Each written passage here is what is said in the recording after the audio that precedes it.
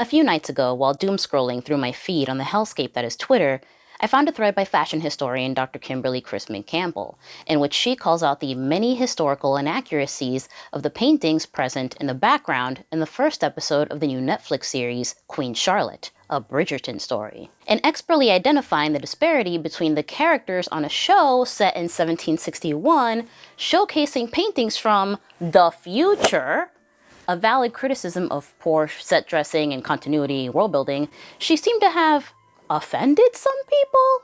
People who were a little too quick to argue that, well, it's a fantasy show, it's not real, it doesn't matter, don't take it so seriously. They even put up a disclaimer at the beginning. And to be fair, sometimes it's not real, don't take it so seriously can be a valid criticism that maybe more people should hear. See, people bitching about the existence of black elves, or black dwarves, or black mermaids, black Valerians, black original characters in the Star Wars universe, tributes that were already black in the source material to begin with. The thing is, Rue and Thresh were described as being black in the book. Or, okay, if you want to get technical about it, they were described as having dark brown skin. So how about that disclaimer? Well, let's read it. Dearest gentle reader, this is the story of Queen Charlotte from Bridgerton. It is not a history lesson. It is fiction inspired by fact. All liberties taken by the author are quite intentional. Let's break this down. Dearest gentle reader, that's us. This is the story of Queen Charlotte from Bridgerton. Spin-off, got it. It is not a history lesson. If you're a substitute history teacher, maybe don't play this in class and try to pass it off as you teaching something, because we're probably gonna make a bunch of stuff up. It is fiction inspired by fact. Queen Charlotte is not entirely fantasy. This is not a world that is 100% fictional, because Queen Charlotte was an actual person. Now, whereas Shonda Rhimes based the original Bridgerton series off of Julia Quinn's romance novels, this Queen Charlotte prequel is entirely her own story, pulling from actual history. The show follows young Charlotte arriving to England to marry King George III and begin her new life with him. This actually happened. They even got the ages right. She mentions on the show that she was 17 when she married him. He was 22. And they make a whole big deal about her being brown on the show because historians speculated that she had black ancestors. So alright, let's dispel this rumor right now. There is no legitimate, documented evidence that Queen Charlotte had any African heritage. But Shonda wanted to explore what dealing with that would have looked like in the Regency period. India Amarteifio as young Queen Charlotte, and our queen, Golda Roshuvel.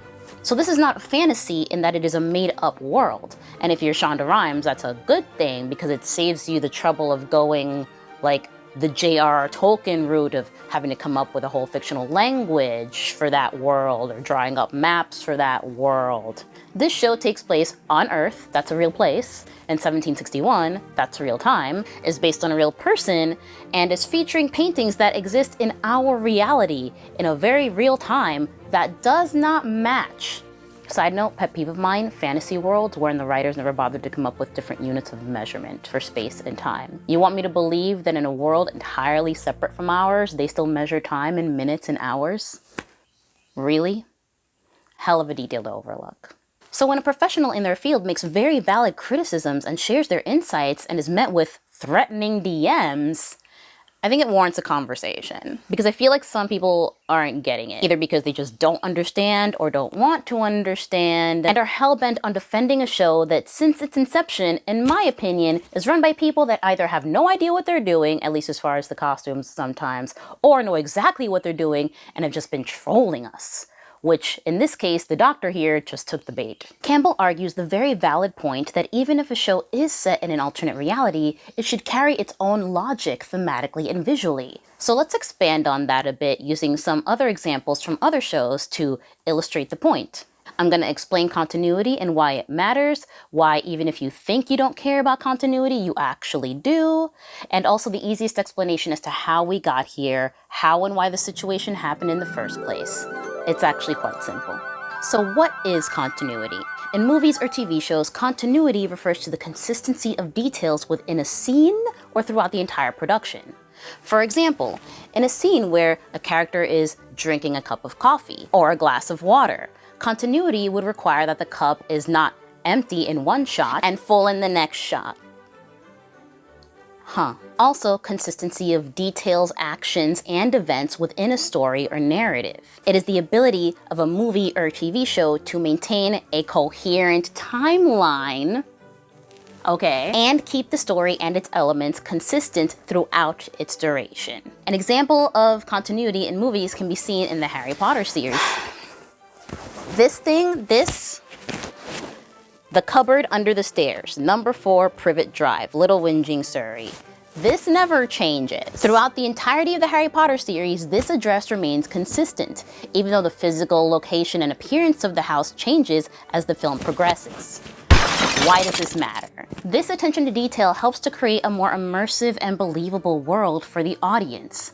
In movies or TV shows, continuity is essential to maintain the audience's suspension of disbelief and keep them engaged in the story.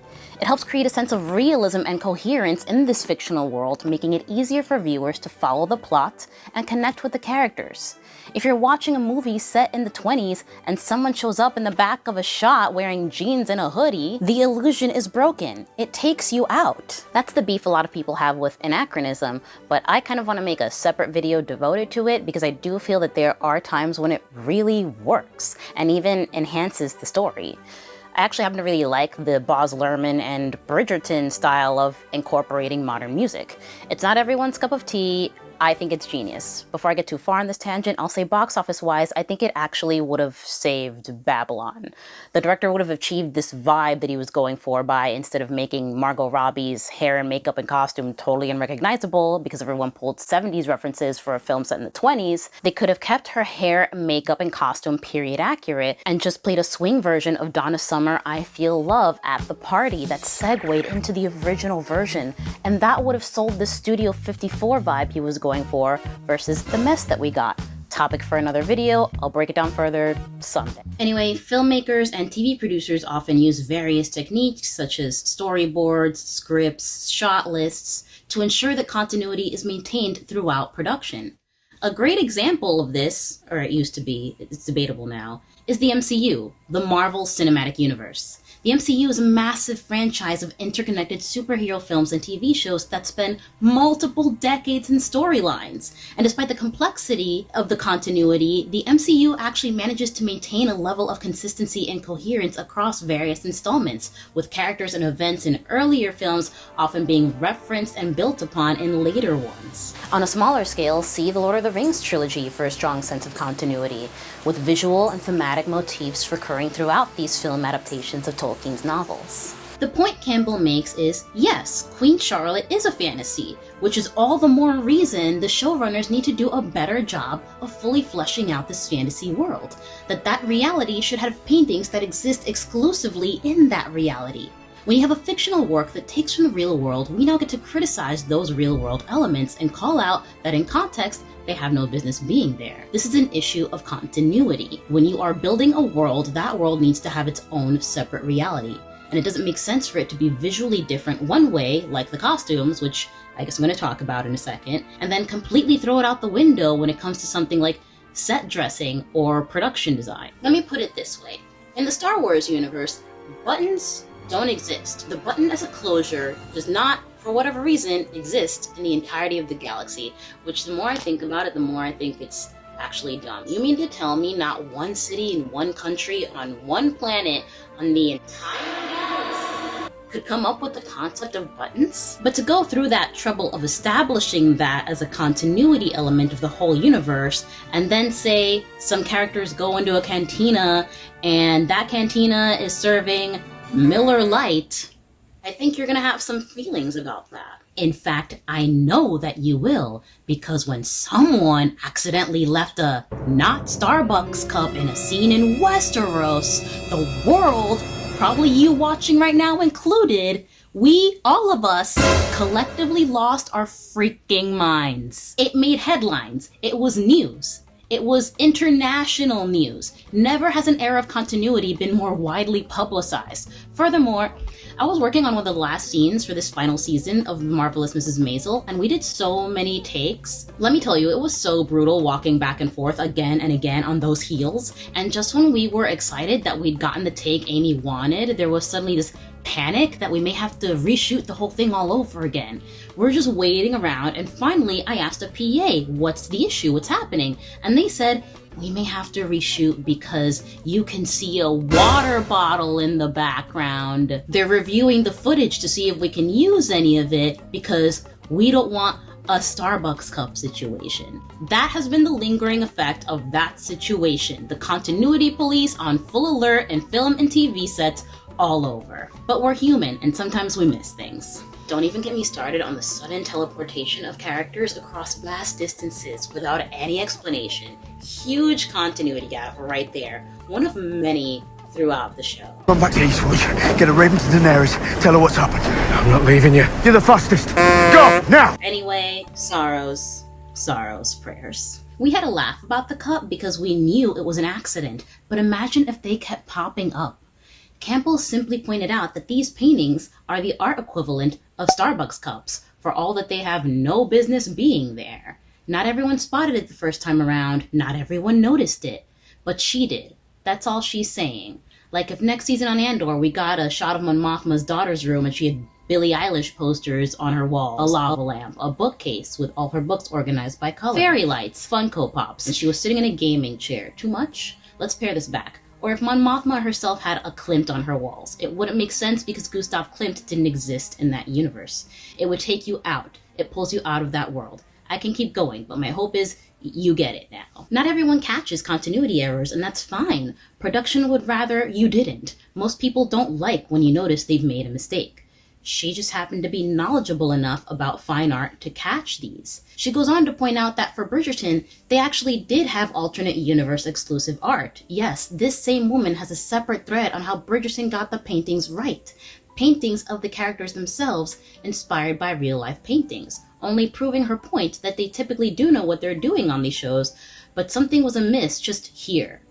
In that same first episode of Queen Charlotte, there are inspired family portraits, though again she points out that one is a straight-up photo, and that they appear at the wrong time. All of this to say that several things can be true at once. You can enjoy something, and there might be issues with that something, and you can enjoy that something without getting defensive when someone takes the time to share their critique and valuable insights as they call out potential issues with that thing that you may not have noticed. I understand wanting to be protective of a property and or its creator, especially when you as a consumer of that property have been starved of representation. I also think that blind defense of something can lead to a lot of disingenuous arguments, because if the goal is to defend, it can often mean a reluctance to understand. This also leads to a broader discussion of how Twitter breeds combativeness and knee-jerk reactions. I, for one, appreciate when someone can teach me more about something that I was unfamiliar with. I watch a lot of other commentary channels because I appreciate other people's insights. Now I need to respectfully call somebody out. I watch a lot of other content creators on YouTube, a lot of video essayists, and a wide variety of content on this channel. And often when my husband is at home with me, he will overhear something that I'm listening to and almost immediately interject with a counter argument, often before the person has even finished making their original argument. And I think it's exactly that kind of thinking that I think we need to examine more. The expediency with which someone will conjure up an opinion without having all the information presented. The quickness to judge without context. I love my husband. He's a wonderful person, but nobody's perfect, right? And we've definitely already had this conversation. Often it can make you appreciate the thing you like even more when those same people are calling out the positives that you may not have noticed. And speaking of things I noticed, before I tell you how this even happened in the first place, let's quickly talk about the costumes because I am me. The costumes. A quick note here to reiterate that I can't help but feel as though these Bridgerton shows have always been trolling us. From the jump. That season 1 Bridgerton scene with the tight lacing a corset only to put on an empire waist dress that renders the corset pointless? Come on. That's some next level trolling right there. targeted at the historical costuming community, no less. That's bait. But season 2, the Sari influence for the Sharma sisters, that incorporation of Indian culture, I saw it. Nicely done. Kudos earned right there. But then we get to Queen Charlotte, and oh my god, the first time we hear young Queen Charlotte talk, it's her bitching about how tight her corset is. Are you for real? How it's covered in sapphires, and so she can't move because the sapphires might shred the lace underneath it. How she can't breathe. How if she bounces, she'll impale herself on her uncomfortable undergarments because whalebone. Are we really doing this again? Really? Really? Netflix? Really? That was a scripted conversation, so we can directly blame Shonda Rhimes for that right there. So she's in on the trolling. But if that's the case, why would you want to make yourself look intentionally ignorant? Wouldn't it just be better to just do the little bit of research required to get things closer to historically accurate and be applauded for it? I don't know, man. I don't know enough about 18th century fashion to speak on it. There's plenty of other amazing people that do that already. For example, the Good Doctor, who pointed out that it made no sense to wear that kind of corset as part of a writing habit anyway. She used the example of like if Rihanna wore her Gualpe Met Gala gown with track pants, which I actually don't think is the best example because if anyone can pull off that look, everything else she wore, oh, super into it. Maybe not the feathers on the robe that one scene. That could just be like a personal thing. Again, it's fantasy, so I don't want to be overly critical. I dig it. The show points out how she changed several times throughout the day because you need a different outfit for each part of the day. Something that was done well into the 1950s even. Things I loved. The gown change, absolutely stunning. It's an obvious upgrade from the climbing over the garden wall traditional gown the princess wanted her to wear. Although another thing I loved was seeing Michelle Fairley, Catelyn Stark, return. So Princess Augusta, big fan. The hair, the whole thing on the show, I loved seeing the many ways that you could style natural hair. I think it's really inspiring and I like knowing that I have options besides blow drying it straight before styling. I attempted a vintage wet set on my hair in a previous video, and that was an experiment. If you want to attempt it, follow along with my video. That might have actually been the only thing I liked about the Willow series, the styling of natural hair in a fantasy setting. The rest of it, I could take or leave, actually. I even loved how they showed how she sleeps in her hair. I love that detail. You know, I usually just throw a bonnet over it, but I might attempt this. Did you notice this heart in the older Queen Charlotte's hair? Amazing. The jewelry. Oh my god. Obsessed. You guys, I don't know if I don't care if it came from Claire's, okay? It's amazing, it's breathtaking, I love it. Is it historically accurate? Who freaking cares, man? It's stunning. Does accuracy matter in this sense? It's a fantasy wardrobe. It just needs to help tell the story, and it really does. Confused sapphire corset with writing habit combo situation aside, George, just George, is so freaking hot. I love him. I love his everything. I love his outfit. Pedro Pascal. It's George, just George from here on out, okay? To you, I'm George.